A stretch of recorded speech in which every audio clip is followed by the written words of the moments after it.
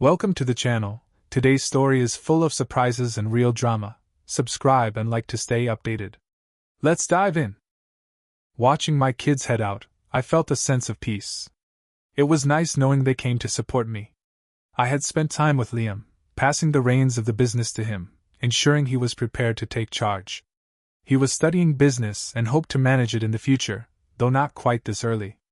Ella wasn't into the business side of things but promised to lend a hand if Liam ever needed it.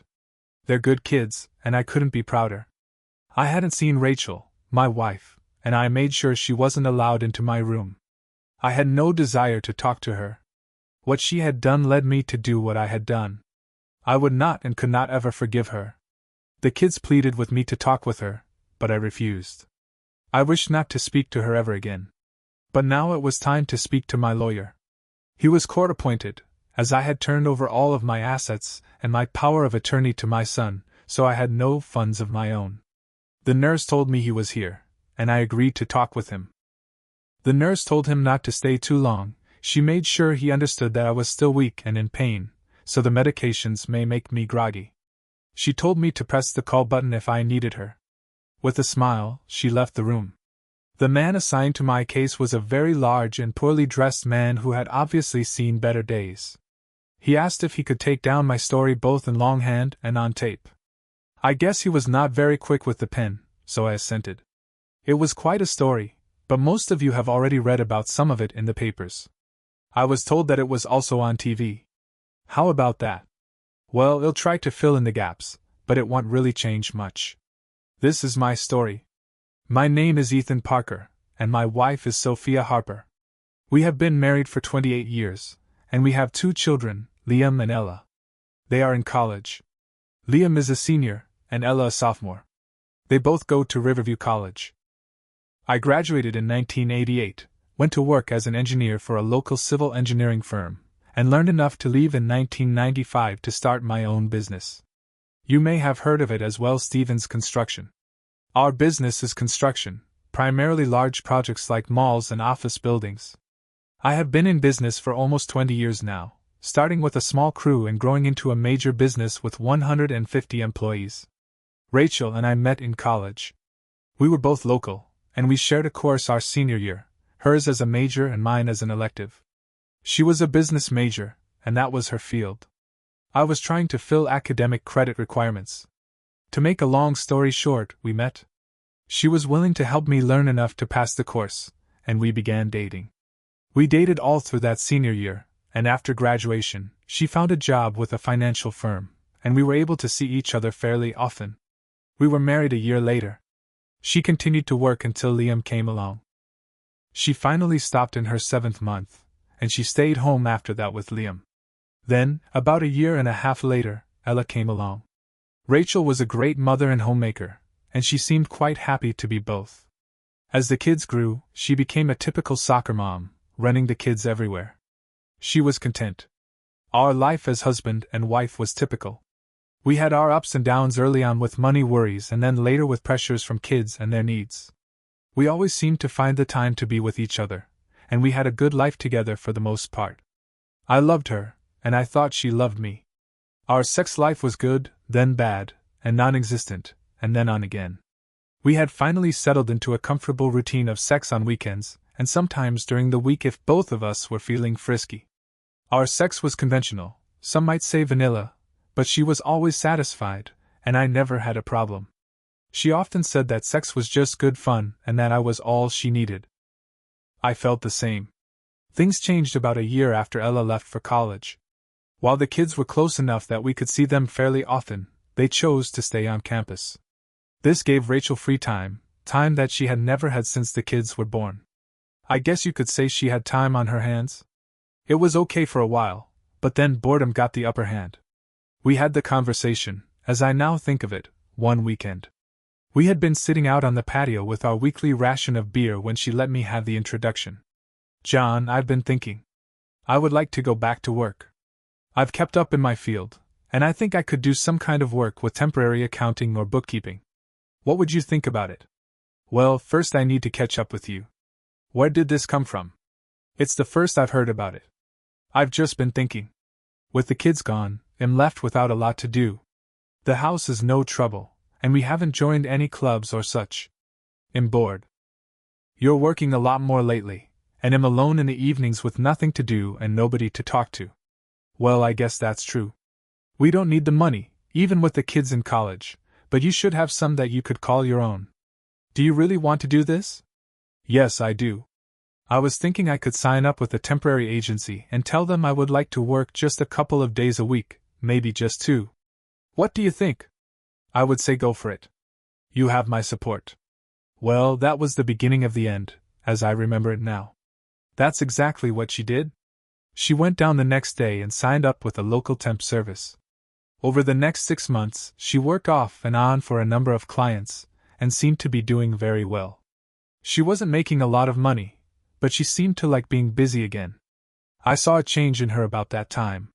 She joined a gym, started working out, and losing weight. She bought herself some new clothes with her earnings, and she also spent some on the kids, giving them new coats and other things they needed. She was also far more amorous, initiating sex more often. I thought it had to do with her newfound conditioning and her contentment at being busy. Actually, that's exactly what it was for a while. Rachel continued to work off and on until one day in September of that year. I had come home from work, concerned about some of the specs on a job that I was bidding on, when Rachel asked me if she could talk to me. I answered in the affirmative, of course. I asked her to sit with me in my den and gave her my full attention. She seemed nervous, and I wanted to let her tell me whatever was bothering her. She sat down across from me, clasping her hands in her lap. She wet her lips and began. I was offered a job by a gentleman that I have done work for several times. He's someone like you. He owns his own business and needs a part-time bookkeeper. He would only need me 2 days a week and only for 4 hours each day. It would be from 5 to 9 in the evening, and he would even provide transportation so that I wouldn't be alone at night. It's $300 a week. I considered this but couldn't see why it made her so nervous. It sounded like a really good gig, and the money was fine, almost $25 per hour, better than she was making as a temp. I told her so and asked why she was so nervous. Well, it's an evening job, and I didn't know how you'd feel about that. It's only 2 nights a week, and I would be home the rest of the time. It's good money for a few hours, and I could really make plans knowing exactly when I was going to be working. So, it's okay with you? It's fine with me. Can you tell me who he is and what he does? His name is Marcus Lowell, and he's in transportation. I think he owns a fleet of trucks and moves things across the U.S. He seems to be quite wealthy. He has an office in his home, and that's where I would be working, but there's also a staff on site, so I wouldn't be there alone. It's certainly on the up and up. Well, we agreed, and Rachel started the next week. I did some checking and found Victor among the names linked to nationwide hauling, so that appeared to be consistent. I found no flags and nothing to be concerned about. I googled him and found that he was about 10 years older than me and unmarried. Seemed harmless, and Rachel liked the job. She was almost always home by 9:30, so we moved into a new routine with her out 2 nights a week when I fended for myself for dinner. She always came home stuffed from the leftovers served to Mr. Reynolds for dinner. Rachel said the cook brought her a plate when he ate. Life went on. Just before New Year, Rachel told me that she was invited to a cocktail party at Victor's home one evening. It was for some of his clients, and he wanted her to meet some of them so that she would have a better idea of whom she was dealing with when she saw their names. She apologized for not inviting me, but that was Victor's request. He didn't want her to think it was a social affair, it was business only. I understood, or at least I told her I did, and she was pleased. On the night of the party, she came down dressed in a short black dress that was cut low in the front and deep in the back. She had on high heels and a string of pearls that I had given her for New Year the year before. It was the first time she had worn them since I had given them to her. I was taken aback by her appearance, and I guess she sensed my displeasure. She immediately got defensive and irritated. You know why I dress this way. Victor is a very important man, and he needs me to reflect that to his guests. It's professional and business only. You have no reason to be upset. Don't you trust me? Of course I trust you, but you've never dressed like that for any of my affairs. I'm not sure I appreciate it. Well, get over it. This is important for me tonight, and I want to look my best. It's only a party, for God's sake. There's the car. I have to go. Don't wait up. With that, she was gone, and I was alone for the first time in years. My wife was at a party, and I was here at home. I didn't like it, and I resented her. I pulled out a bottle of Old Hickory and indulged myself. I indulged too much, apparently, and fell asleep on the couch. I didn't hear a thing until late the next morning, since it was Friday. Rachel let me sleep. She finally woke me with a cup of coffee sometime after 10. She saw the whiskey, my glass, and my condition and put 2 and 2 together and let me have it. She hated for me to drink, and she told me so. She said she came home and went to bed expecting me to be there and found me down here, drunk. She slept alone, and she was not happy about it. I apologized, and we spent a cool morning until she finally relented. The rest of the weekend went fine, and the next week was New Year, and I had time off. Our kids came home, and we had a wonderful New Year together. Things were good. The kids were doing well and happy at school, and we had some nice gifts, in part because of the money Rachel was bringing in. She had money to spend on frivolous things for the kids. The only bummer was that Rachel did have to go into work the Wednesday after New Year. As usual, we let it go, and the kids and I spent the evening together. It was a good holiday time, but it finally ended, and the kids went back to school, and I went back to work. For the next month, nothing out of the ordinary happened until one day I was having lunch with one of my clients when he asked me if I knew a man by the name of Marcus Lowell. I told him I knew who he was and asked why he was interested. He told me that he had attended a party at his place just before New Year, and had met a woman there with the same last name as mine. He described her as the hostess for the party. For some reason, I didn't tell him that the hostess was my wife. I just asked him why he brought it up. He went on to tell me that she was a very beautiful woman, and that she seemed to be more than just a hostess. He said Victor had his arm around her all evening, and they even kissed a few times. He just wondered if it was anyone I knew. I told him no, and he just said that it was too bad since she was really hot and Victor was a lucky guy. He said that maybe Victor had finally found a wife for himself. We finished lunch and parted. As you can imagine, I was disturbed for the rest of that day, and I finally told my secretary that I was going home early. This was one of the days that Rachel worked for Victor, so I knew that she would be getting ready to go to his place when I got home. Usually, she was gone when I got there since she worked from 5 on, and I was typically not home until after 6. This time would be different. I drove home, curious as to what I would see. I pulled into my drive and went in to find Rachel just coming out of the shower. She told me that she had spent the day working in her flower garden and was dirty and sweaty, so she took a quick shower before work. She dressed then in a conservative pair of slacks and a long-sleeved blouse, ready to go to work. She grabbed her briefcase, set it in the hall, and came in to talk to me and find out why I was home so early. I told her then that I wasn't feeling well and needed to come home. I told her my stomach was upset and I had a headache.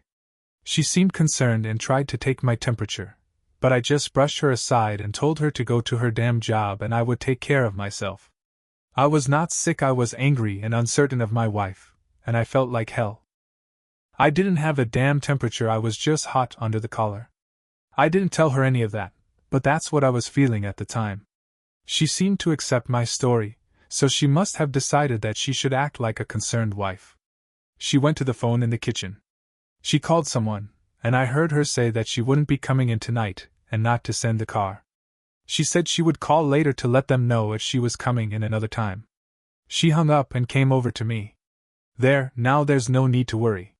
I'm not going in, so you can just relax.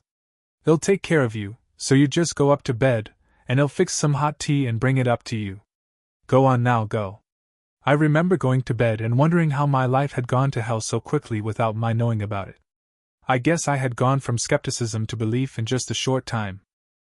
I tried to determine why I was so willing to accept the fact that my wife was cheating on me without any proof and just the word of someone at a party.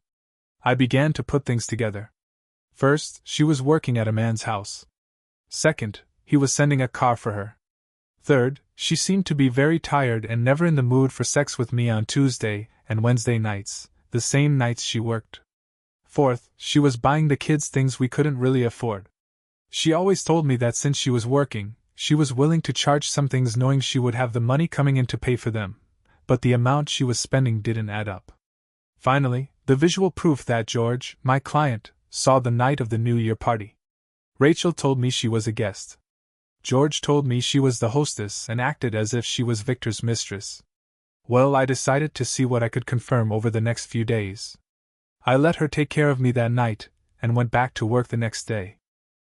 I came up with a plan to do some snooping. First, I wanted to look in her briefcase. She kept it locked when she was home, but I knew where she kept the key. I knew that Ella would call her that evening, and they usually talked for about 30 or 40 minutes. When she did, I was going to search her briefcase during the phone call. Now, all I had to do was wait. Just past 9, Ella called. I waited for about 5 minutes and then walked into our bedroom and into her closet. The briefcase was there, and I had taken the key from her key ring earlier. I grabbed the case, took it into the spare bedroom, and opened it. The first thing I noticed was that there was nothing in there. No papers, no calculator, no notebooks, nothing that had to do with accounting or bookkeeping. It appeared to be more of a prop than a working briefcase. I almost stopped there but decided to go the whole way since I was in. I searched all the pockets and slots and finally found a single picture inside one of the pockets. I pulled it out, and my heart dropped through the floor. In the picture, Rachel was having sex with another man. The look on her face seemed to be one of pleasure, her eyes closed, and her mouth open. I remember just making it to the spare bathroom where I spewed my guts up. My stomach was clenched so tightly it was painful, and I was having trouble catching my breath. I finally cleaned myself up and went back to put things back the way they were. As I took one last look at that picture, I turned it over to see an inscription. It said, "I have lots more of these, so just remember that." It was signed with a big V, I assumed for Victor. Rather than put the picture back, I kept it, putting it in my wallet behind my driver's license. Let her wonder what had happened to it. I put the briefcase back and sat on the bed for the next 10 minutes, pulling myself together. I needed to decide what to do. Now I knew she was cheating on me. I believe she was a willing participant because the look on her face was not one of pain, and to make it worse, she was getting paid for it. She continued to go to work, and she never asked me for help. She never let me know that she was unhappy in our marriage, and she never said that I didn't satisfy her sexually. If she had, we could have worked it out or divorced or something. Not this. This was not acceptable to me. I finally decided that I was going to insist that she quit first, and then we would work out what to do next. I was not sure I could forgive her, but maybe I could try.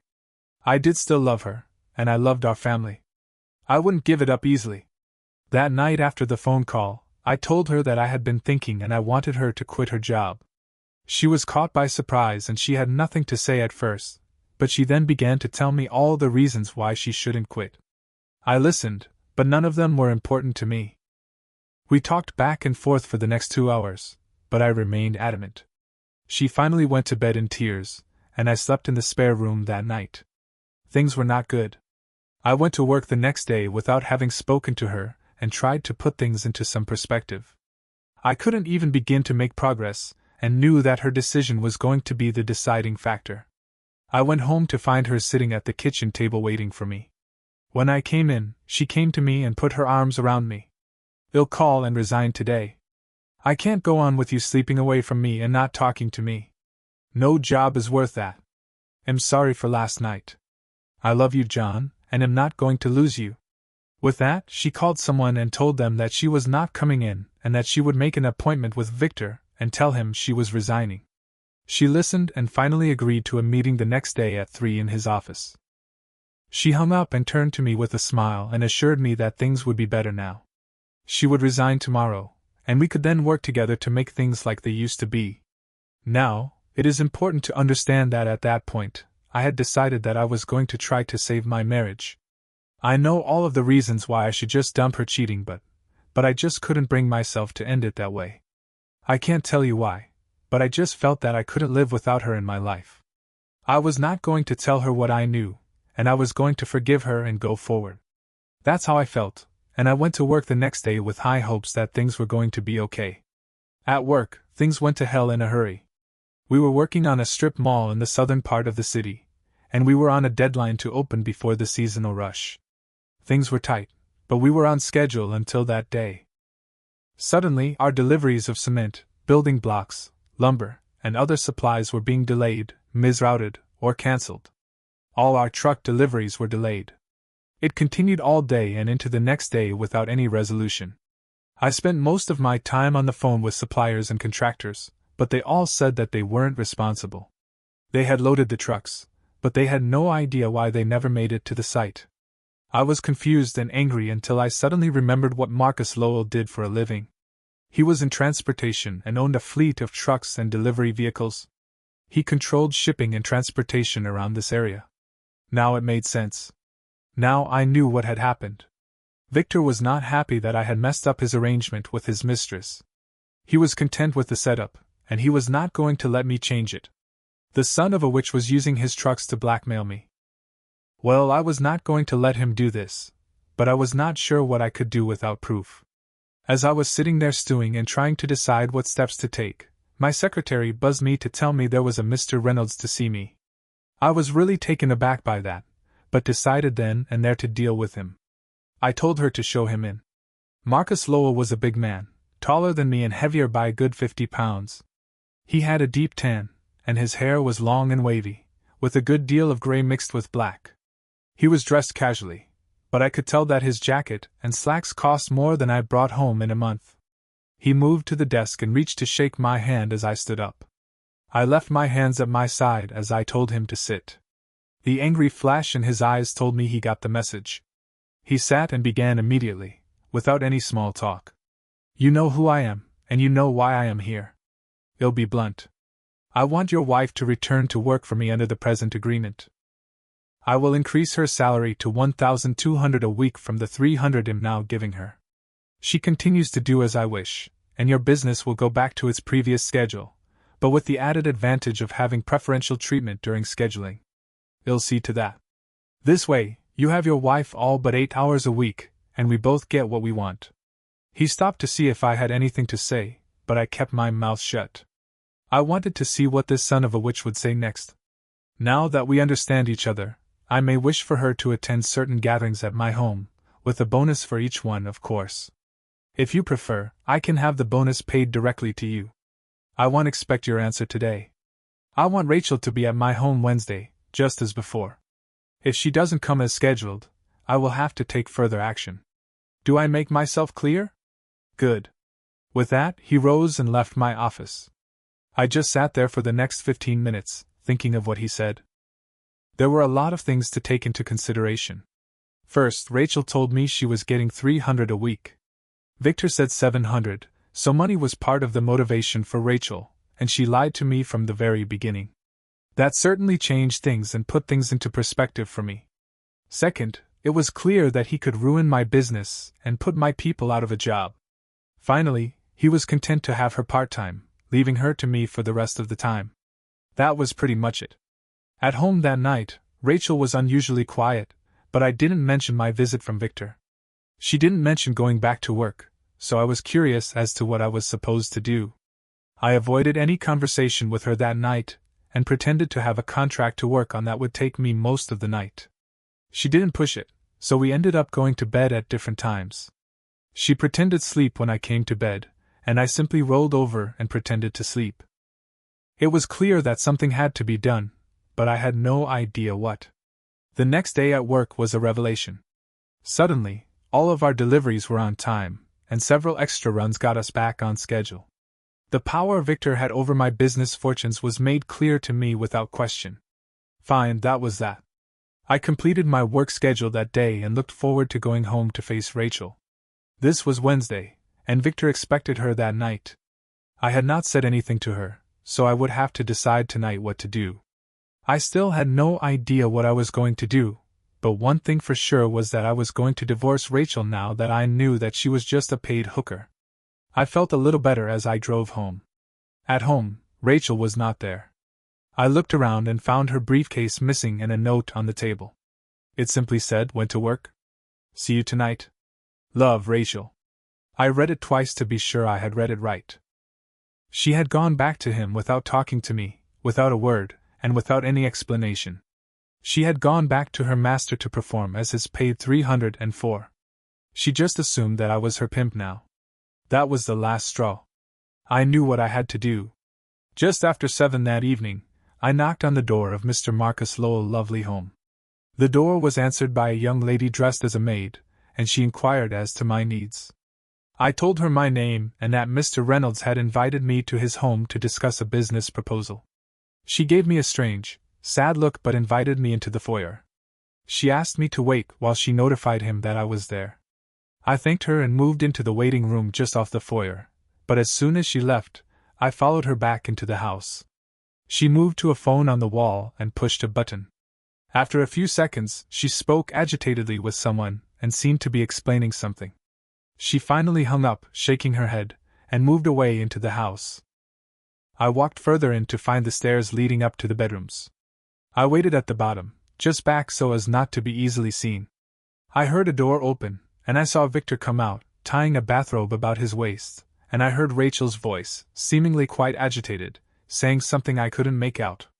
Victor seemed angry and shut the door on her comments. I stepped further back so as not to be seen as Victor came down the stairs. As he moved toward the foyer, I stepped in behind him and followed silently as he went into the waiting room, looking around for me. As he turned, he saw me standing there. He smiled and came toward me, his voice booming in welcome. "Welcome, Mr. Stevens.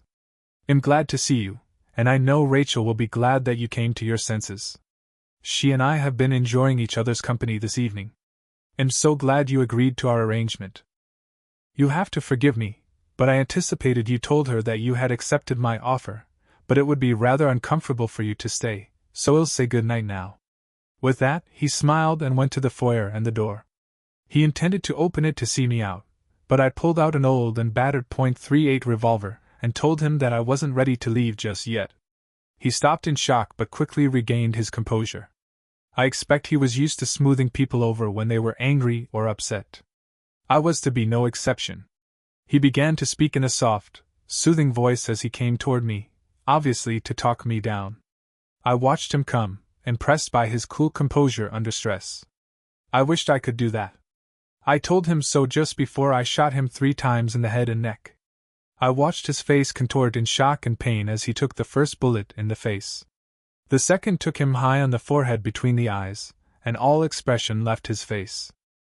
The third shot hit him in the neck but wasn't really of any consequence. The first 2 had done the job. Mr. Reynolds would no longer need my wife's services.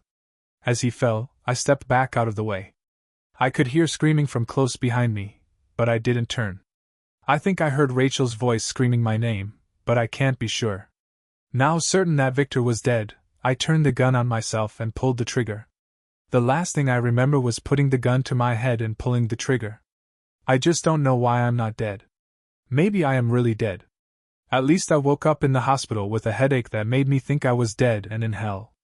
Maybe I had succeeded, and this was my reward. Well, no doubt I deserved it. Now it is for sure I am alive. They tell me it has been several weeks since I shot Victor and myself. The doctors explained to me that apparently someone grabbed my hand just as I pulled the trigger on myself and deflected the gun enough to cause the bullet to slide off my skull and exit just below my chin. He told me I was lucky. That's a matter of opinion. To a man who was trying to kill himself, telling him he was lucky he failed. Once I was well enough to have visitors, my doctor told me that my wife, my son, and my daughter were all here and wanted to see me. I had been unconscious for the first 3 weeks and conscious for only the past 3 days. He had allowed no visitors during that time since he was worried about my mental state. He told me I had been shouting in anger at someone, but he couldn't make out who, so he wanted to wait until I was alert enough to talk to him. That was good since I told him then that I didn't want to see or talk to my wife. I did want to see my son and daughter. He made notes, and told me that it was entirely up to me. He left saying he would send Liam in first. I talked to Liam first, and we went through all of the initial assurances that things were going to be okay, and that he was fine, and that Mom was fine, and that Ella was fine, all of that garbage until he finally asked, "Pop, why won't you see Mom? What happened? You have to tell me because she is yelling and crying and in general making a nuisance trying to see you. Tell me. I have to know." I looked at my son. He was almost a college graduate, and I was going to ask him to take over the business. He was going to have to take over the family as well because it was a sure bet that I wasn't going to be around. In order to make the right decisions, I decided to tell him the truth and to let it fall as it may. Liam, things will get quite a bit worse before they get better. I'm in serious trouble, and I am very likely going to prison for a long time. It's very important that you be willing to take over the company and take control of my assets. I want to transfer everything over to you. In order to do that, I'm going to tell you the truth about what happened. I'm going to give it to you like a man. You have to let me tell you the whole story first before you argue with me. Can you do that? Go ahead, Papa'll listen, and he'll wait. First, your mother has been a paid mistress for Marcus Lowell for the past 7 months. He was paying her for sex twice a week, and he was paying her $700 a week. I found out about it and told your mother to quit. I didn't tell her I knew what she was doing, but maybe she suspected. Anyway, when she quit, Mr. Reynolds tied up my business with his trucking concern and almost ruined our strip mall project just to put pressure on me.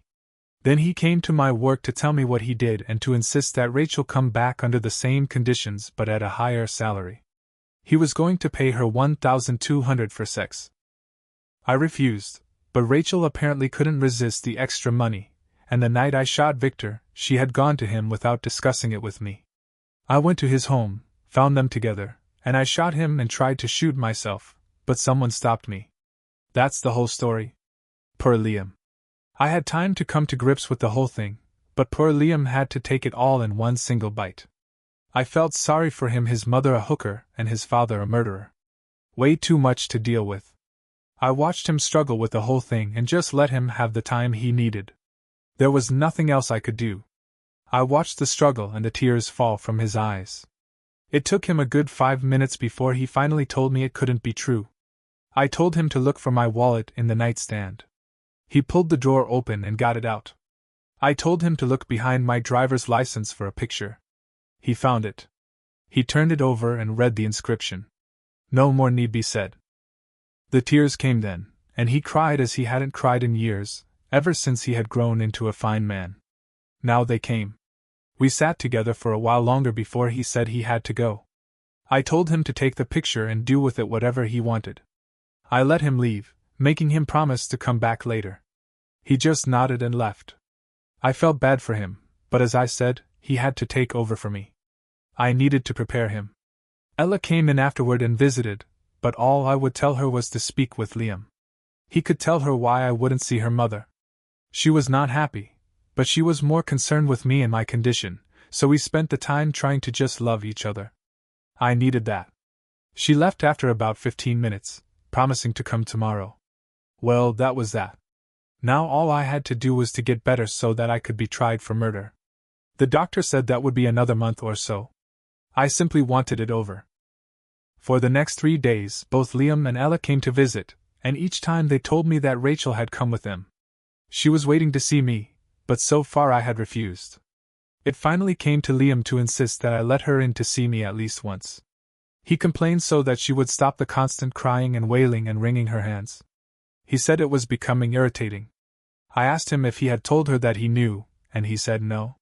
Well then, I told him to let her in the following day, but only if he came in with her. That way, she would be limited in what she felt she could say. Liam agreed but reluctantly.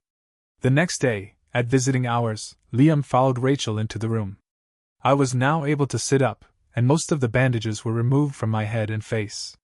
I had a few bandages on the side of my head, and my lower face and neck were still almost covered, and I still had a drainage tube sticking out of my neck. But all in all, I looked very good, almost good enough to go to court. Rachel walked into the room and stopped dead in her tracks. I watched her face go from the smile she began with to a frown and then into tears. She saw me as I was and began to cry. How about that? Remorse at this stage, huh? John, you look terrible.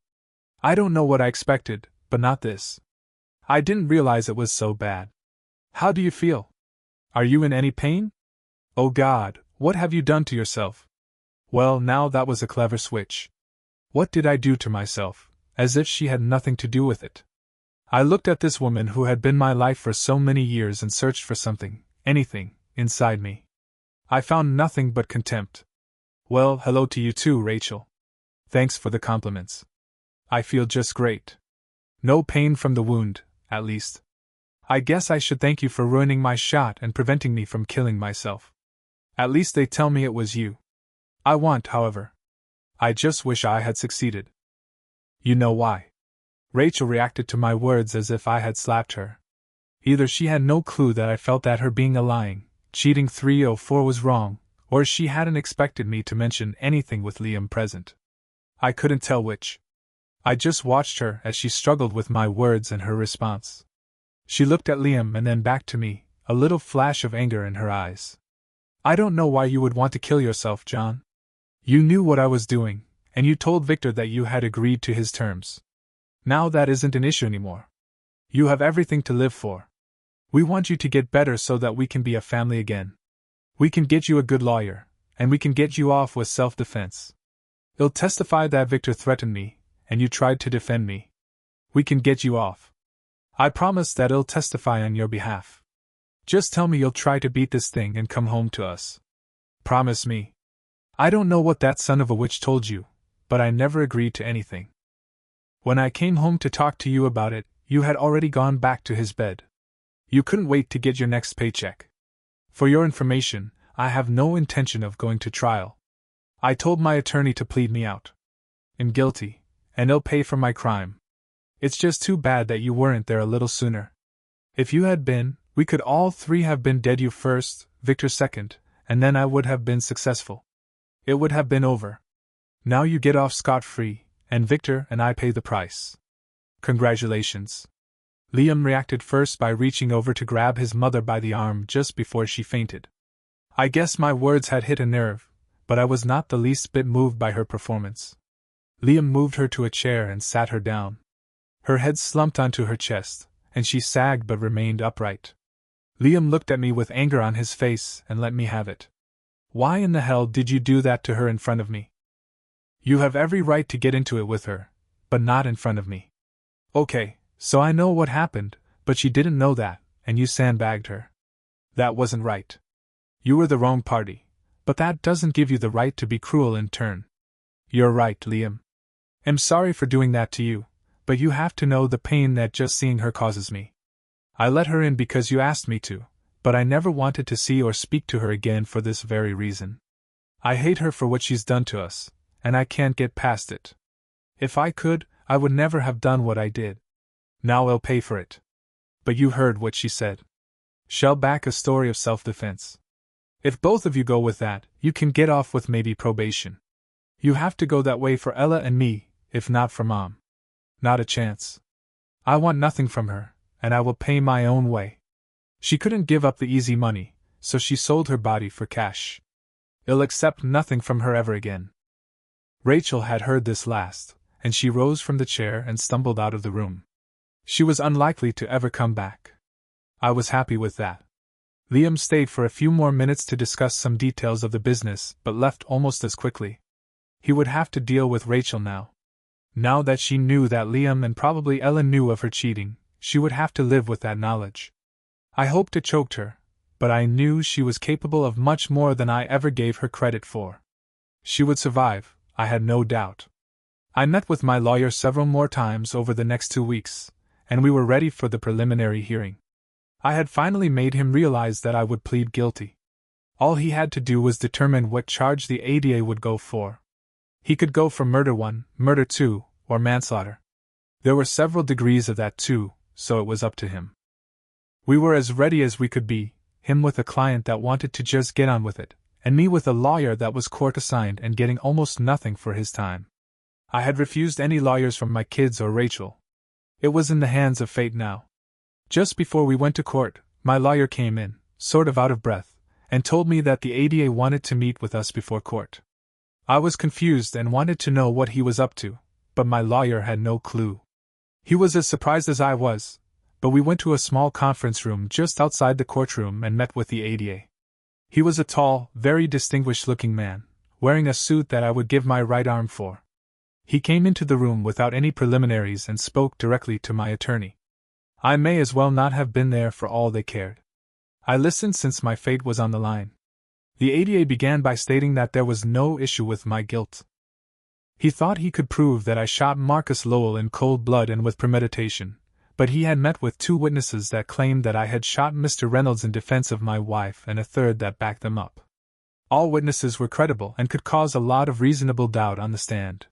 He didn't want to go that route since a lot of people didn't like Marcus Lowell and felt that maybe I had done the world a big favor. I was confused. 3 witnesses? I didn't know who they could have been. In spite of my reservations, I asked him who these witnesses were.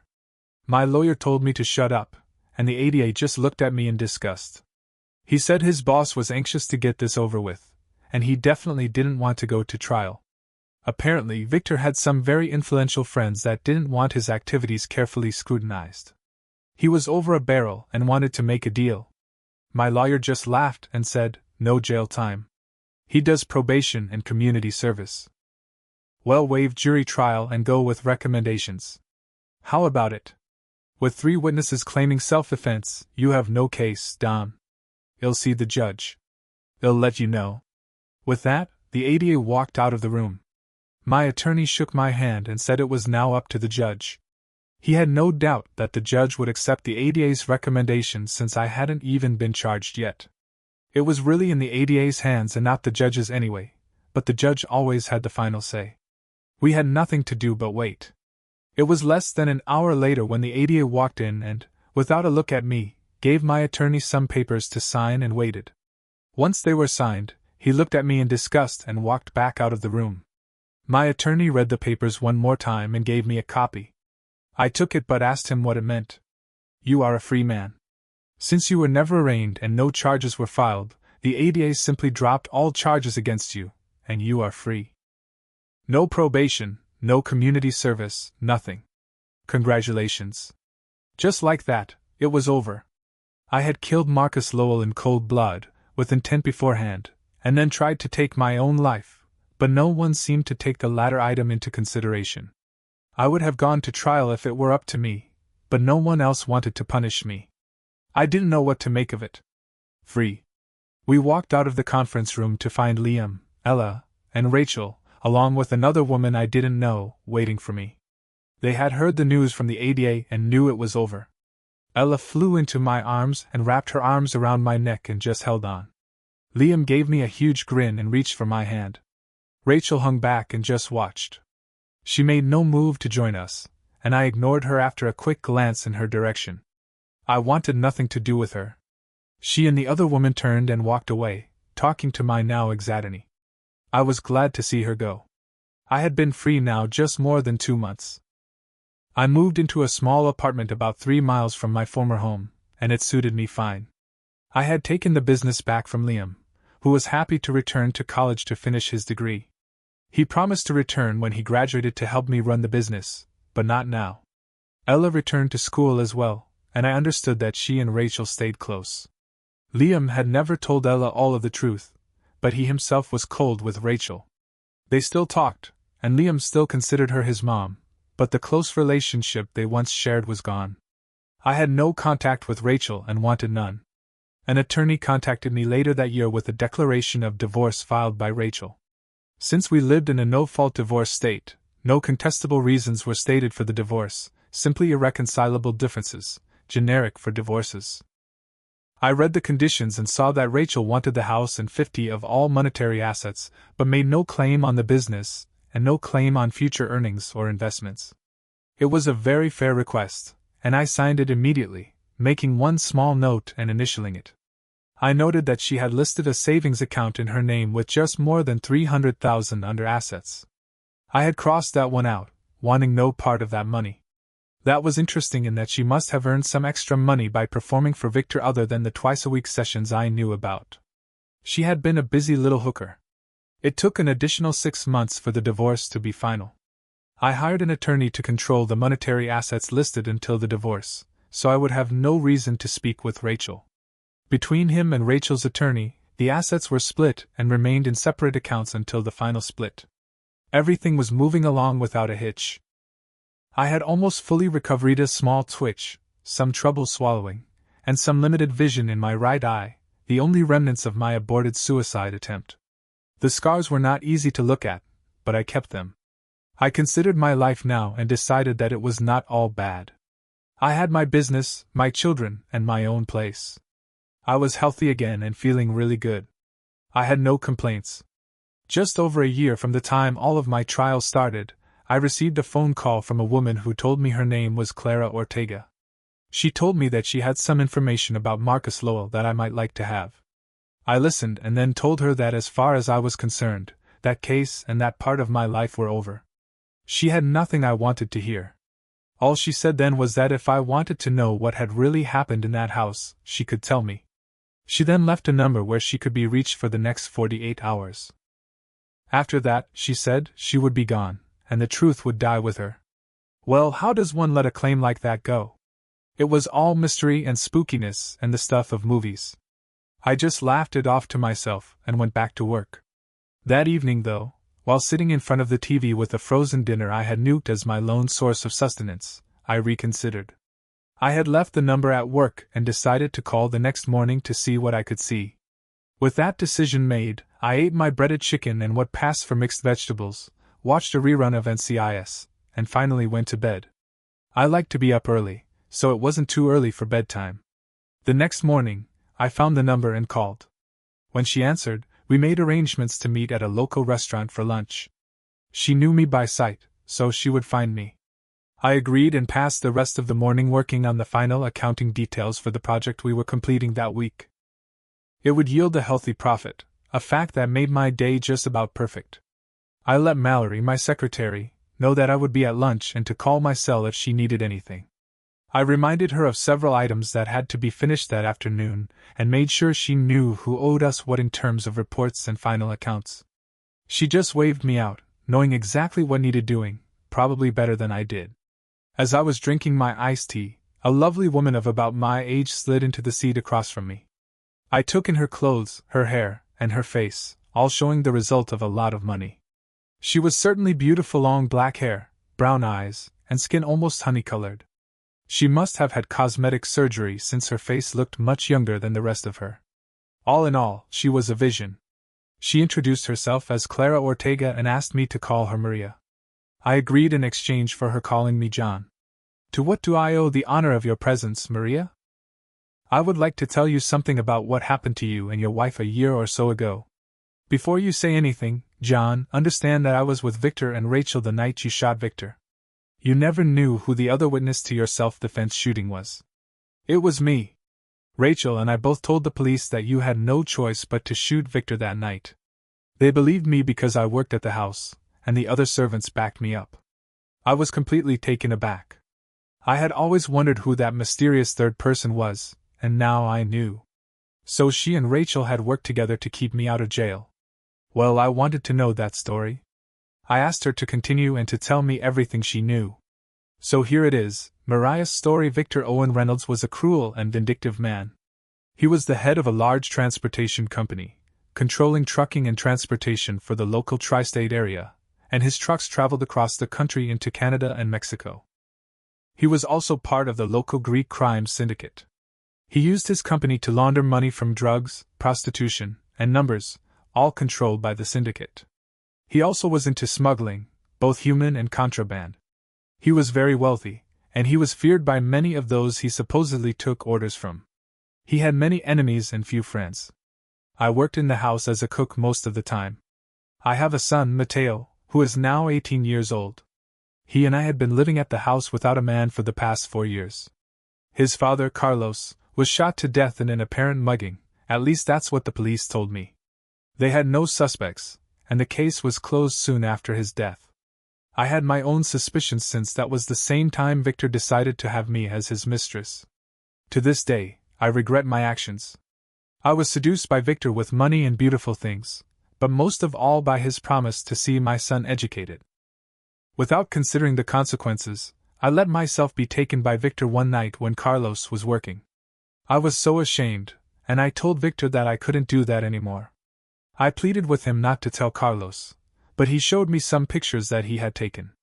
He has cameras in many places in his bedroom, and he can take pictures of anything that happens there.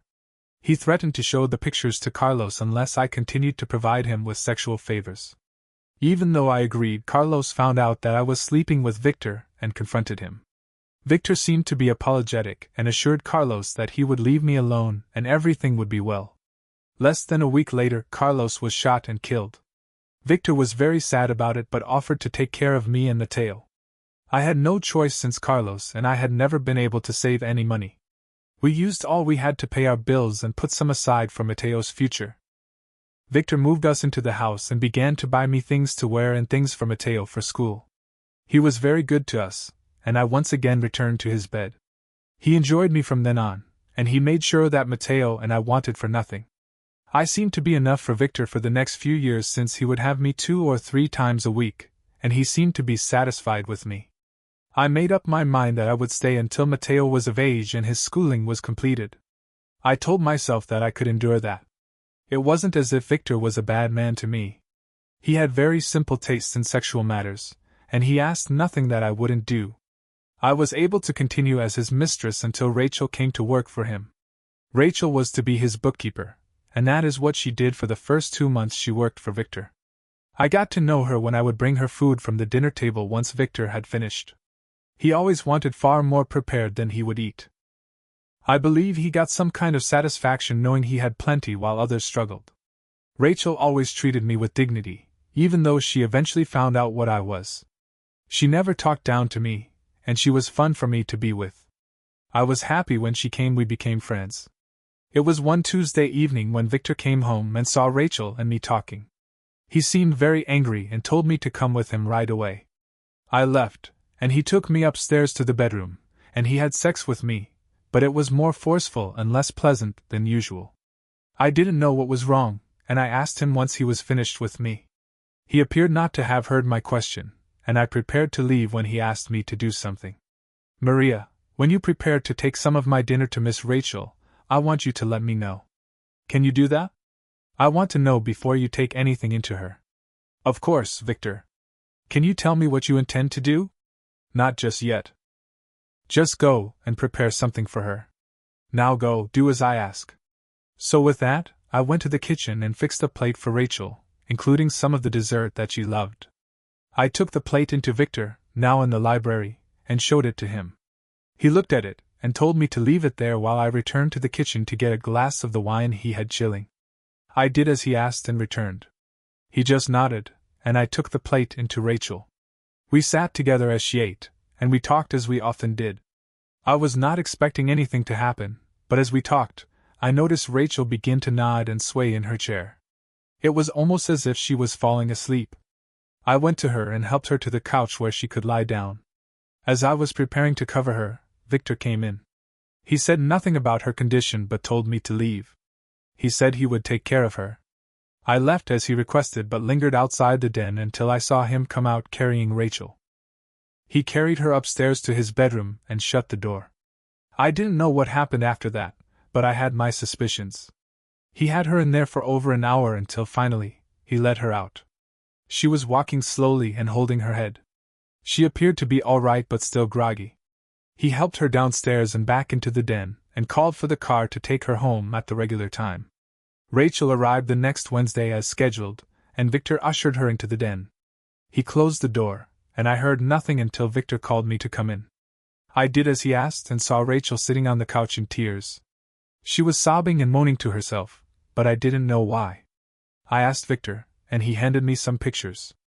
They were pictures of Victor and Rachel both on his bed. They showed her having sex, but in all the pictures, her eyes were closed, so you could not tell that she was unconscious. Victor told me that there were more pictures of other things and that he had informed Rachel that if she refused to do those things with him again, he would make sure that her husband got a full set. He also said he would send a set to her parents, who he informed me lived close by. He then told me to tell Rachel about him and me and suggested that we could all party together in the future. I did as he requested, and Rachel continued to cry. She was crying for her lost innocence. I knew then that she had no choice. I told her that Victor and I had been master and mistress for the past 4 years and that he was not a cruel lover, and that he had been very generous to me and to my son. I urged her to cooperate. I felt I had no choice at the time, and I didn't know anything about you or how you might react to those pictures. I hoped that Rachel would be able to keep you unaware of her actions. Victor informed Rachel then that he would increase her weekly sum from the original 300 to 700. He also said that if he asked anything more from her, he would pay her a bonus of between 1,200 and 2,500 each time. He wanted her as a hostess for some of his business affairs. He was quick to assure her that no one other than he and I would ever know of this part of her life. No one else would be asked to join us. We were the exclusive property of Marcus Lowell. Victor was not well endowed, his manhood was somewhat small, and he had very little stamina. This is why he had Rachel and me rather than frequent prostitutes. He was ashamed of his physique and had no intimate women friends. Most of the time, Victor preferred to sit and watch Rachel and me together. As a result, we found ways to pleasure each other that made Victor happy. In this way, we avoided most of the unpleasant duties. Rachel and I never hurt each other, and we simply brought each other to an artificial conclusion. He never knew the difference. Victor was content most times with nothing more, even though Rachel stayed for the full 4 hours. The encounters with Victor and me never lasted more than 30 to 45 minutes. In the event that Victor wanted to have sex with one of us, it was usually with entry from the back and was over in less than 5 minutes. You wonder why I am telling you this. It is important that you understand all of the things that went on in that house. There were parties and gatherings at the house from time to time, and Victor insisted that Rachel and I dress for them. Rachel only dressed at home for the first one, and Victor was not happy with her attire. He had me take her out and buy some very nice articles for those parties, and she kept them there at the house as needed. During those parties, Victor made it clear to those visitors that we were for his pleasure only and that no one was to touch us in any way. There was never any sex before or after those gatherings. Victor was feared, and his wishes were respected. There came 2 times that Rachel tried to break away. The first was shortly after New Year when we had a session with Victor that was less than satisfactory for him. That was the first time we actually began sexual activities with all 3 of us. Rachel was not happy with the idea of sex with me, and she protested. She said that she was going to tell you about her indiscretions and hoped that you would understand. Victor simply told me to explain to her what had happened to my Carlos when he found out, and wanted me to stop. I did, but as I told her what had happened, I realized for the first time that Victor had made it happen.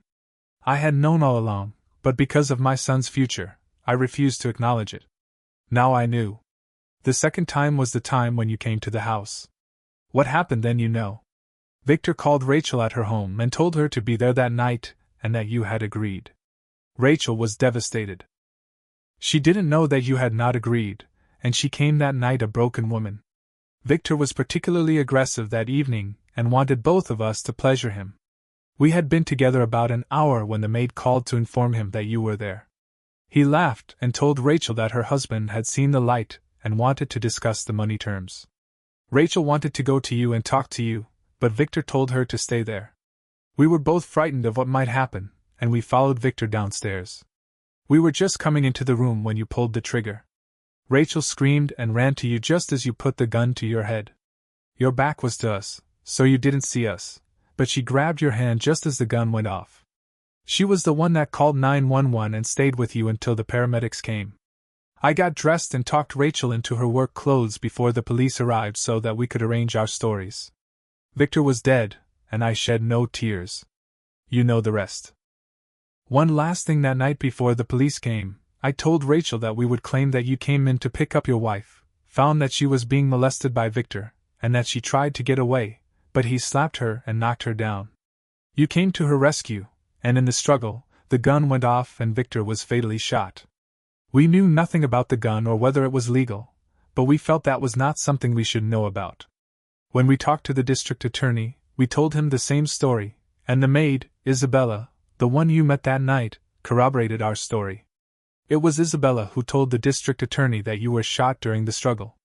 We had forgotten that, and were not able to tell the district attorney how it had happened. Again, this was fortunate since the district attorney believed our stories since they were not identical, or so your attorney later told us. Now you know all of the facts. I have become very fond of Rachel, and I wanted you to know the truth. She never stopped loving you but found herself in very bad trouble. I now know that she should have talked to you at the very beginning, but I was the one that suggested she not do that, so I feel partly responsible. She does not know that I am telling you this. She asked me not to do this. As a matter of fact, she understands that she can never be forgiven for what she did and how she let it get out of control. But I believe that you should know that she was never what you imagined her to be. What she did was wrong, and it should never have been allowed to continue. If I had been less selfish and not so concerned with my son, I would have supported her in her attempts to break away, but I did not, so I bear some of the responsibility. When he understood the truth, my Mateo was very unhappy with me. He will not accept the money I saved for his education. He threw it back in my face when I showed it to him. He refused the grant that Victor had made for his tuition at the local university. He will accept nothing from me.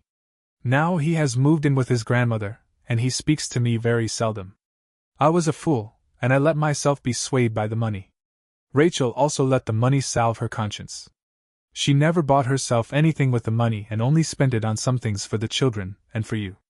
You now know that both Rachel and I have paid for our part in this. Both of us have lost those we loved, and we have none to blame but ourselves. Victor was what he was, but he was open with it.